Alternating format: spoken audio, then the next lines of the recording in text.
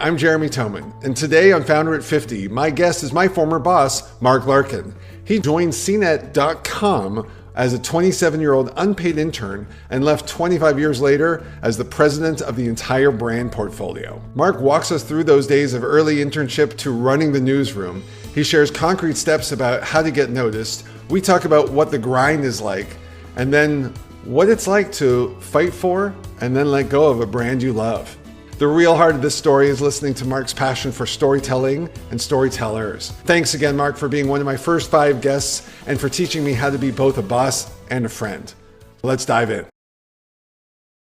Mark, thank you so much for being with me here today. How are you doing? I'm good, Jeremy. Thanks for having me. It's great to be here. I'll be honest, I wasn't sure where to slot you in. There was part of me that's like, if I even end up with seasons that I'm like, he's like a 3rd season. Like, I want to make sure this is just absolutely one of the best. At the same time, I'm like, no, I got to start talking to Mark right away because your journey's been so interesting. I have a hunch we're just going to do this a couple of times. That's just sort of how I'm thinking it rolls out. Yeah, that sounds good. You got to figure everything out at the beginning. Yeah.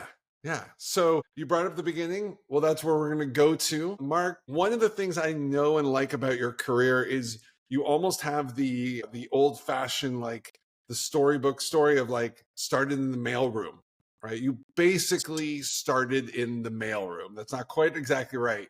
But would you get us up to about 25 years old in your life? Like, what was that early stage? Where were you going there? And then up to that, again, the mailroom moment, which I'll try not to steal any more thunder. I loved playing sports and I loved making things and creating because I've always been interested in content and expression and communication. I could never articulate it as a young person, but I think it's something like, where can I make a contribution that's meaningful through creativity and connection with people? And for me, that was in media, and was really lucky that it was in digital media, kind of at the right place at the right time. So what was that first gig and how did you end up there? I mean, my first gig was CNET. I mean, it was 1997. The truth is I was writing songs and playing in a band. I was a singer in a band. My brother was the drummer in that band. And we had spent like the mid 90s, like trying to make it, like trying to play as much as we could and build something. And I was working at a law firm just to pay the bills. But I said I was into sports too. So I was playing softball with a bunch of friends that I went to high school with in San Francisco in my mid-20s. And one of them, he was in sales at this startup company called CNET. And he used to come to my shows and we'd play softball together. And he was like, what are you doing at a law firm? You're like a creative person. I bet you could come work at CNET because we make TV shows. And so I was like, yeah, that sounds pretty cool. And I remember like I walked up to CNET the first time at 150 Chestnut, and it was just for my introductory interview for an internship. And the first person that walked out of the doors there was Richard Hart. And he's like a Bay Area celebrity. I grew up watching this guy on TV, kind of on Evening Magazine, or it used to be PM Magazine in other parts of the country, right? On Evening Magazine. And he did this show called The Next Step that I used to watch over and over again that was always about what's coming next in technology and science. And I was always into that as a kid. And so to see him like as the first person, I was like, oh my God, I was starstruck.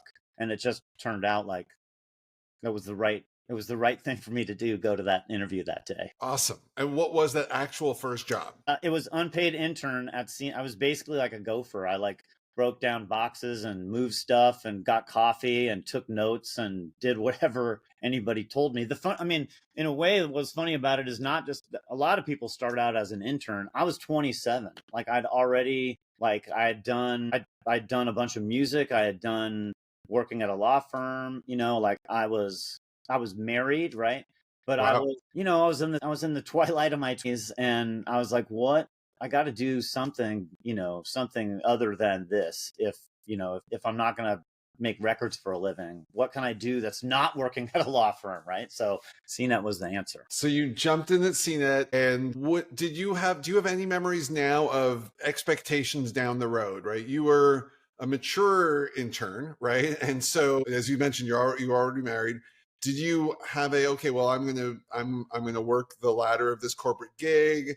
I'm only going to do this for a little while. My music career is going to take off. wow, what's happening at that law firm? Like what was going on for you at that late stage of your 20s where you looked ahead a little bit? Yeah, I mean, I was, the opportunity to do anything with music was waning. So I wasn't really considering that seriously. I was, the difference between going to work every day at a law firm, right, where you're like indoors with no windows filing papers, and going to like a production studio where there's a bunch of people who are optimistic about the future and creating new things right there. Like the energy is just so different. For me, it wasn't some calculated move like now I can see this roadmap for me. I'm going to work here and I'm going to go for this job and then I'm going to do this. I just was like, I'm an intern here. I don't make any money. This is the most exciting kind of environment I've been in a really long time. My goal was make it so they can't see doing business every day without me there. So I showed up before everybody showed up. I left after everybody had already gone home and just tried to make an impression. I love that. Before we go from there, actually, what is your opinion? Because I know we talked about topics like this on that mindset then and now. Do you feel that people, I'm going to go on a limb and say, I don't think that people even really think that way, the way we did in that generation, in that era.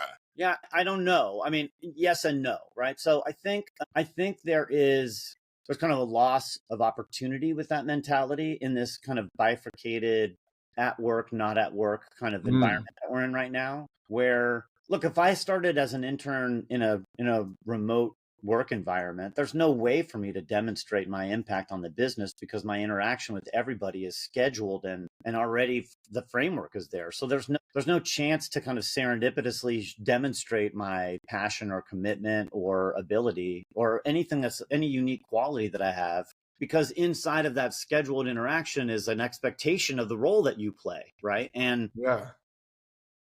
time is precious, and so people don't, so in that scheduled time, people they don't improvise with it really, right? So now, and I think you could say, and I think a lot of people would say, well, there's this kind of trope that, Gen Z or millennials have this expectation that I'm not going to do, that like stay as late as everybody and work for no money and just hump it to demonstrate I belong here. And I think I would take some issue with that. I think there is a work ethic that kind of is universal by people who really are excited to do and learn and experience things that they don't know or understand and would like to develop a career in. So all I can say is like the people that I mentor or spend time with who are younger today, and every one of my kids I raised with this mentality, like if you get an opportunity, your objective is to go in there and not expect some return, but go in there to leave an impression, and preferably an impression that tomorrow, if you're not here, like it's going to be worse. And that's how you get a job.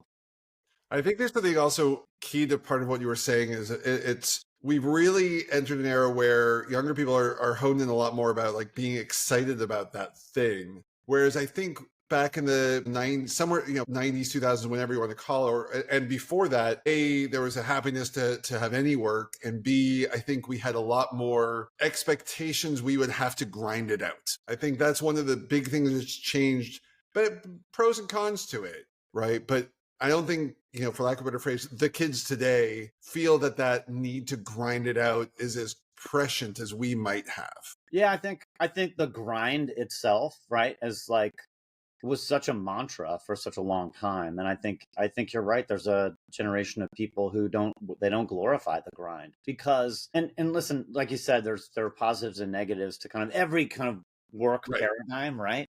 You could say like, well, if you grind it out and you're doing, 14 or 16-hour days to get this thing to market or to make whatever the objective is, that there's a romantic kind of a association with that, because it's clear if you do that, this is the most important thing to you, right? So that's why you're saying the time I spend is the most important thing, right? It's like that's the currency, right? This is the most important thing because I've spent 75 hours this week working on it, right?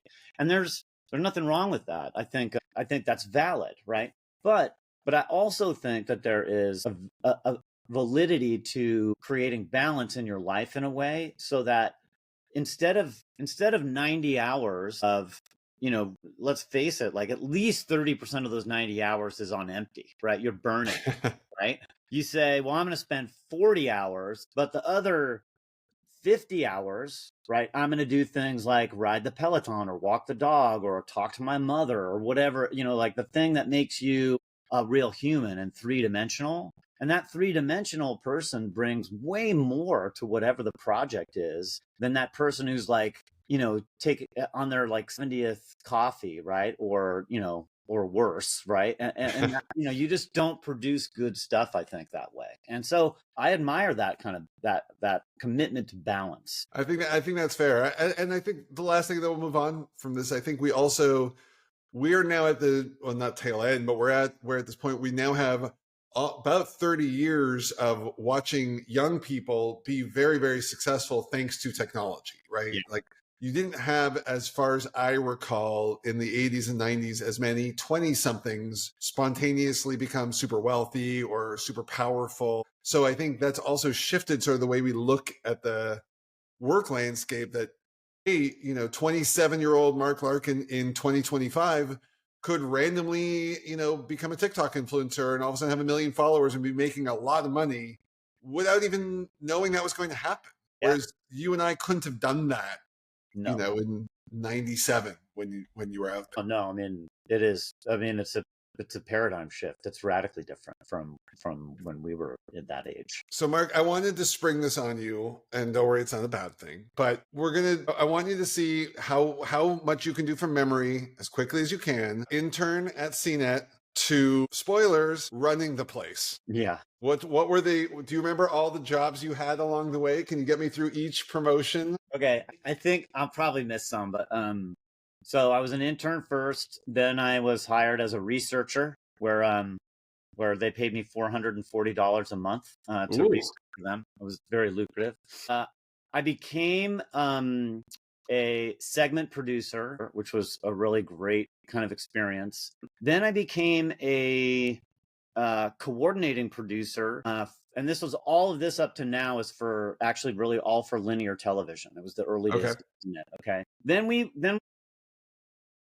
oh yeah, by the way, kids, CNET was a TV network. In the beginning, yeah. Despite what you think, that's right. What CNET was when this. And by the way, also, Mark, let us know like when you've reached like 5 to 10 years in. I want to know. We're keeping... yeah. I became a senior producer, and that's the first time I managed people, and that was I think that was 99 or 2000, right? So that's 2 years in, right? And then I was a producer of broadband. Then I was an executive producer of broadband. Then I was the executive producer of media and entertainment. And then I was the executive producer of CNET TV. Okay.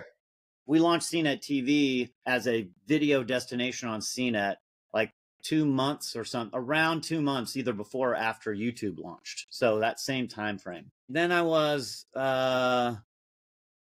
executive producer B2B. And then I became a vice president, and that was vice president of video at CNET. Then I think it was that was 2007, and then 2008 CBS bought us. When CBS bought us, my boss, I'll never forget this because it was my 40th birthday, and we were at an offsite in Seattle, and I was flying to Tahoe to meet my wife, who was 7 months pregnant with my 4th child. And my boss took me aside and he said, "Hey, listen, I want you to go run CBS News Digital, and I need you to move to New York." And I flew to Tahoe to have my 40th birthday with my pregnant wife, like exceptionally pregnant wife, and said, "I got this new job and we got to move across country." Parents are like 10 minutes from us. My parents are like an hour from us. And she immediately burst into tears. And I ended up having to call my boss and say, I don't think I can do it. And he asked me if I could live on an airplane. So I said yes. And I lived on an airplane. I went to and from New York every other week for a week at a time for 3 years. That's my first 3 years vice president and GM job. And that was general manager CBS News.com. And it was a great experience. And then Jim Lanzone came and ran CBS Interactive, and he pulled me out of CBS News and asked me to come look over the portfolio of brands that included CNET, with a partner, Eric Johnson. And the two of us worked together on this portfolio. That portfolio evolved, and I became SVP and GM of CNET. And then Eric moved on, and I took the whole Shimlamui, and I was the EVP of all the non-CBS brands that were being published as CBS brands. And then Sherry Redstone merged the two companies, and Bob Backus decided he had to divest some stuff. We were a non-core asset, so they asked me if I would sell the suite of brands that I was managing for CBSI. And I did, and then I became president of CNET, and that's the end. So unpaid intern to president in 25 years. And I think I had that at 16 steps, but we might have missed a couple along the way. I'm sure I definitely missed a few, right? So it's between 15 and 20 different jobs. So along that journey, how often would you say to yourself, I got to go somewhere else? I got to go try some other place. I've got to, or never, by the way. How often was that weighing on you, or was that exciting you? What was it for you? Well, it's a great question. I've asked myself that question. And, there's kind of the obligatory, like, it's almost like, 6, 7 years in, and you see that, like most of the people you were working with are somewhere else, right? And so you feel like, maybe I got to go somewhere else to build my career. But the truth is, I kept getting opportunity, it wasn't just opportunity, it was opportunity to be creative. I kept getting more and more opportunity to influence what we did and impact what was being presented to the user. And it's not that I didn't look at other places or talk to other people about other jobs, but the high watermark for me was, am I going to like this better than what I'm doing at CNET? And the answer, honestly, it was never yes. That answer was never yes. So I stayed, and it was, a great ride. Well, when I joined, so for everybody to know, although I spent about 4 years working for Mark. When I joined, one of the things that struck me so much in our first conversation, we had that breakfast at the I don't remember what it's called, but in the W, that restaurant there. And I remember how clear it was to me beyond all other things. My biggest takeaway from that, I don't think I've ever told you this. My biggest takeaway from that was, this guy loves CNET more than anything else. This guy cares about this brand with such a level. And that, by the way, is a big chunk of why I took the job, right? For me, it was exciting actually to come work for somebody who had so much passion for the thing that I knew that alone was a motivator for me to do better. That's right? Cool. Yeah, you've never told me that before. Thank you. That's awesome. Never have. So one of the things I am curious about on your journey, when you were going through it, who was mentoring you? Who shaped you from in? And by the way, I'd love to just fill this with lots of pictures of you with your band and big hair. But who helped shape you into a corporate leader? Well, it's funny because I never thought of that as a destination. Like I said, I was working in television as far as I could tell, like in the late 90s. And so I loved being in the edit bay. I loved producing a segment. I love to go in the field and conduct interviews and do research and put this little movie together that's supposed to educate somebody, but in a way that compels you to watch it. Like that's like all this confluence of stuff that I really appreciate coming together. And I was in the edit bay with him, Chris Pavey is a really good friend of mine, an editor I've worked with for 30 years probably now. Sure. And he was like, you should manage people. And I was like, what are you talking about? And I'm like, me, I have all this nervous energy, right? So I'd always work with an editor who'd sit at the laptop or at the desktop, and I'd be pacing behind them, back and forth and back and forth. And I was like, I'm not fit. I'm too manic to manage people, right? And it just happened that, there was this team of people that a boss of mine needed to put focus somewhere else. And so they were 6 people, and they asked me to manage them. And I didn't know what the hell I was doing. So I sought mentorship. I got some mentorship along the way just by people who were, like the first 2 people I worked under in television, the senior producer of the show at the time who became the EP, and the coordinating producer at the time who moved on after. My authentic, like you said, my authentic enthusiasm, right? It just said that to them, like, it's worth investing some time here, right? And they were great about just being just showing me the ropes. But that was early on. When you get to later, right, and you talk about, responsibility at more of a at a much larger scale, I just had great mentors. And they were, Joe Gillespie was a great mentor to me. And he goes back to Ziff Davis as a magazine, right, and linear television and stuff. And then Jay Singh, who was in charge of news, and Candy Myers, who was in charge of kind of programming for CNET in my early career, like before I was an executive producer. Both of them were just so patient with me and asking me questions so that I could learn, in the right way, and learning a lot. I guess like there's the mentor role, right? And then there's the learning role. And like, I always am seeking out mentors. I'm going to be 57 years old this summer, and I'm still learning from people, right? And people who've been there before, or people who are younger than I am who are doing it differently. But I never went up to somebody and said, "Hey, can you be my mentor?" And I've had that happen to me a couple of times, and people have asked. And at first, it's always kind of weird because it feels to me like something that should be organic, like there's a connection between us. So let me share with you.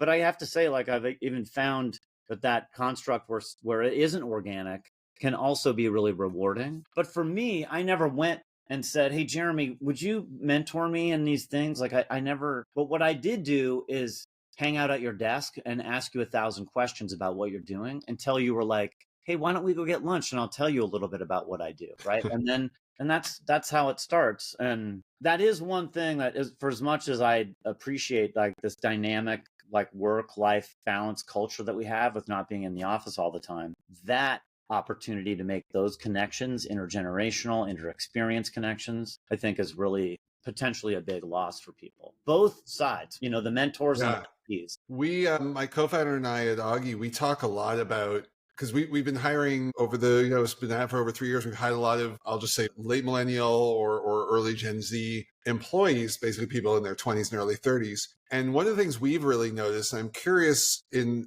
your especially more recent years, I find that people are asking less questions than they used to. You made a comment there about like you go sit at someone's desk and just keep peppering questions at them, which is my style as well. I remember coming into your office, being like, "Free? You free? You free? You're free, yep. Right? Teach me this, yep. Teach me that." Yep. I find that something has changed again, cultural work atmosphere. And I don't think it's, again, I'm not saying this to blame any generation. I think that they've actually been brought into the workforce thinking that they're not supposed to ask as many questions. It might be possible. I think, like there is, it's weird, this kind of like this yin and yang between expectation and level of expertise, almost like this, like I'm going to show up for this job and I need to demonstrate that I've already outgrown it, even though I have it here, right? So that it can be considered for the next thing. And our access to information and our access to the narratives of people that we, admire, the story arc and the career arcs of people create kind of this environment where expectations can be, frankly, those expectations can just lead to disappointment, right? And look, sometimes expectations, the enemy of joy, is again what my buddy JT says all the time. And I say it so much now, I'm sure people are saying that I say it, like, because it's a good way to think. Yeah, it is for sure. And look, I think generally speaking, and this is for everybody, right? You benefit so much more from going into any situation assuming you know or understand less than you do than if you go into a situation assuming that you know, or you try to demonstrate that you know more than you do. And kind of unbelievable how many people get trapped in that, and think it's the smart thing, or that you should kind of like, it's like I always say, and this too, like if you sit in a conference room with a bunch of people and you just find the person who's not talking and like watch them, right? Because they're not saying any bullshit. They're not participating in bullshit, and then they're not running something up the flagpole. They're not, and they're not trying to showcase like, "Hey, I belong here," or "I'm smart," or whatever it is, right? They're just absorbing. And then when they speak, right? When they're not speaking, everyone else is speaking, often at the same time over each other, and it's kind of characterized as this like enthusiastic debate or whatever it might be, right? But then that person who doesn't say anything speaks up in that meeting. Everyone else shuts up and listens to what they say because they never talk, right? And if that person has spent that time like looking for an opportunity to demonstrate how smart they are, nobody stops talking the next time they talk. But if they've absorbed everything and they've spit out something that's really smart, like that's the path. You know what I mean? Like everyone wants to hear what that person wants to say. I like that. One of the things I want to take us through in your arc, you spent time obviously on the news side of things. The way I look at you is someone who's really pulling in and bridging the gap effectively between those who are the storytellers, the content creators, the communicators, and editorial, et cetera, and sort of everything else that it takes to make a publishing business work. Like, I don't view you as like the best news guy or the best this guy or the best ad guy or the best that, but you seem to know how all of the pieces, it's like you can see the puzzle as it's forming, right? When, that wasn't something you could do when you were the 27-year-old intern. When did that sort of start manifesting itself in you? Was that at CBS News? Was it before, after? Because you really like have become this sort of machine. I mean, like every publisher should be hiring this guy, by the way. But when do you think that sort of all really coalesced for you? I mean, it probably really was like CBS News is where it started. It might have started a little bit before that, but I always used to say like when we went through whatever the number of jobs was I had at CNET, right? But CBS News is when I became a general manager for the first time.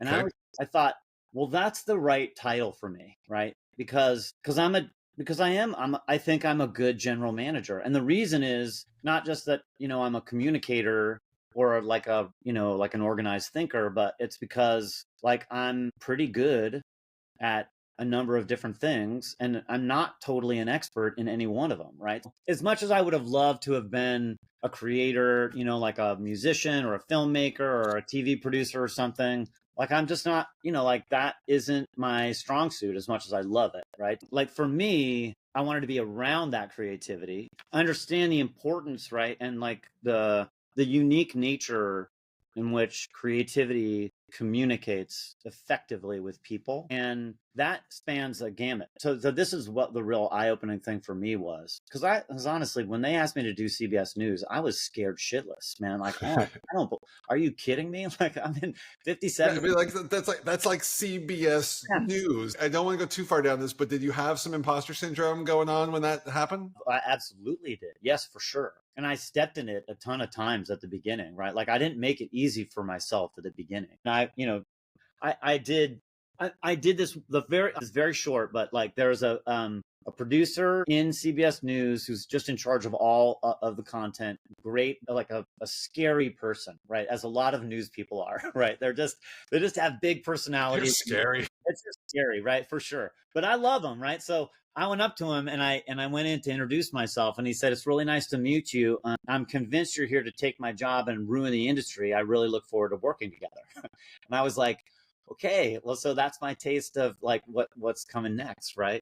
And I think I think I was able to be successful as a GM at CBS News, and that's actually what gave me courage for future jobs. But because when that producer had that exchange with me, like it didn't intimidate me, but it made me really curious, right? So I wanted to prove like that's not my intention, and I'm here to work with you, and this industry is not going to screw your industry, and blah blah blah. And maybe that's now debatable. You were lying, but you didn't know it. But I wanted to learn, so I want to know like how can I know more about what you do and how this works over here, and that all kind of added to just the general level of expertise I think you have to run an organization that has several different disciplines, right? A general manager of a publishing house doesn't run like a team of engineers all the time. A lot of times they run like a third party, right? They have somebody who manages a relationship instead of humans, right? But when I was a GM, right, like we had a fleet of engineers, so I had to speak some engineering, or at least had to be,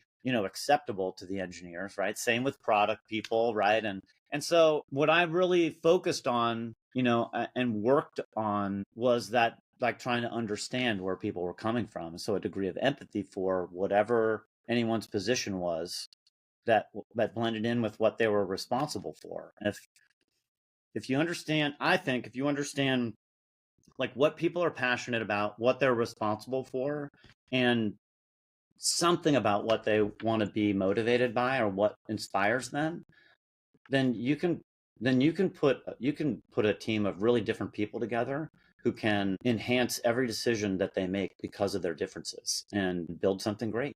Was it hard to say goodbye to CNET? Because you've sort of done it twice. I've done it twice. Yeah. Especially for something that you love, could be either an unbelievable wreck of an experience or maybe it was the easiest thing ever. Depends on where you were at the time. Yeah, that's a good question and a good point. Like, well, leaving CNET the first time was really hard.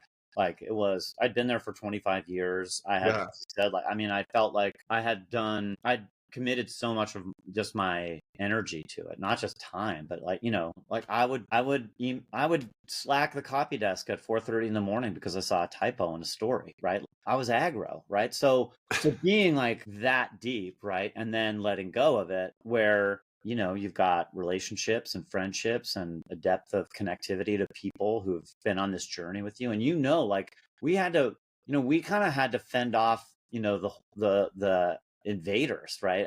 At CNET, we really had to focus on how can we bring a sense of excellence to what we do that can be market leading. And that is no small feat. And so bringing everyone together to do that and then actually accomplishing it, right? And seeing growth the way that we did, an impact, and then saying, okay, well, now I'm not going to do that anymore. And I'm going to go try to do something else. Like it was really hard for me. I'm a huge crybaby. I was a total mess in front of me. I did a whole all hands where I said goodbye. It was the worst decision of my life because I got like 7 words out, right? So the second time I was really there to really help, I think, everybody feel good about what was going to come next, like, and make sense about what was coming next, right? Foster communication between the organization's different component parts, the organization and its parent organization, work with all the people, and then ultimately make a decision to find a home for it where it could thrive into the future. And I knew I could contribute to that in a special way. I knew that I could bring back a sense of purpose and enthusiasm to many of the team. But I also knew that I didn't want to run CNET for another 10 years. I just wanted to go help it, like, get over this next hump, right? And so I did that. And then leaving it the second time, it wasn't as hard, It wasn't as hard. So this big red ball is in my production studio up here, right? Like any videos of like our band rehearsing at night has got the big CNET red ball in it. It's a part of my ethos. You walk up the stairwell to the studio and it's lined with pictures of like Roadshow and CES and Sharon Profis and Brian Cooley, you know what I mean? Like, and all the pictures from the bands that we had at the CES party, right? Like it's, Did you basically just take all the stuff at 235 and walk it out the door with you when you left? Everything I could fit in a box. I love that. Well, I actually have one CNET item with me here at my desk all the time. I've also got a little CNET pin that you gave me, I think on like the first week or something, that stays with all my stuff. It's an interesting brand and it gets, it's been the butt of jokes, but it's also been sort of the king of the hill and sometimes at the same time. Yeah. I mean, I think that happens a lot. I said this about CNET. I thought CBS was a great owner for CNET at the time because CBS was the Tiffany network and they were 2.5 Men. They weren't AMC Mad Men, right? 2.5 Men was astronomically popular and Mad Men was super popular, but not astronomically popular, right? Right. People talk about like, Game of Thrones is the biggest show. Like I was a fan. It's not the same. Yeah, by what metrics, right? Like a big show, like make an impact on me, sure, a big show, right? But not a big show by the common denominator, right? And that's what I felt CNET was. We weren't the coolest brand when we were running it, right? We were yesterday's cool brand, right? But we were the biggest and we moved the market and we were, we made an impact. And I don't know, when we were there together, right? Like our job was to stay on top of that hill. Stay on top. Yeah. Stay on top. Keep climbing. I think, it's something I would say to my team when we were together is the biggest challenge actually of being number one of the thing is you've always got to be number one of the thing.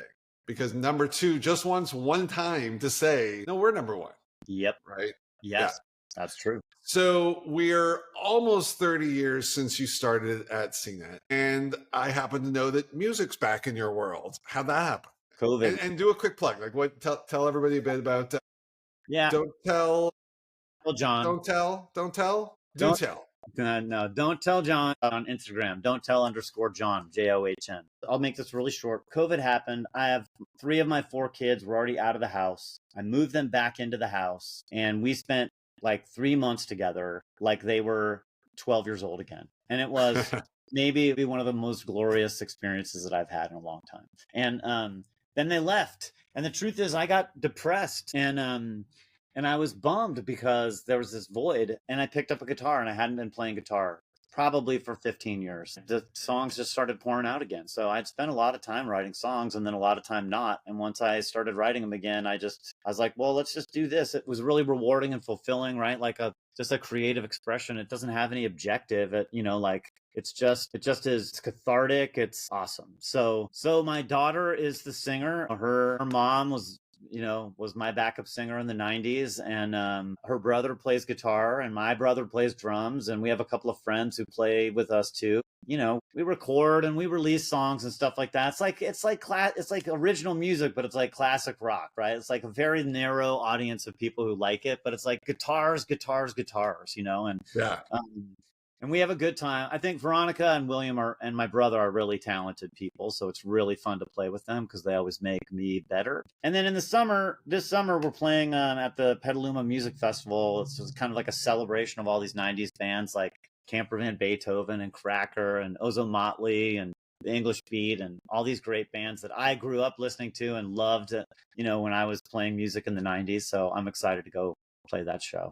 Yeah. Love that. So as we draw to a close with such an interesting arc and yet still so much ahead, how do you define success at this stage? That's a great question. For me, I think success is really it's probably legacy. It's probably like, how do I give back or leave things in a better spot? I'm in it for my own personal growth and the experience and the challenge, but then also just to make it, interesting and compelling, not just for audiences, but for other people. So success for me is really like, how can I help other people, other organizations? How can I be of service in a way? The most important thing to me is what we're leaving for the people who are coming up behind us. So if I can do something that creates opportunity, if I can do something that, that gives something back, that's success to me. I think that sounds absolutely wonderful.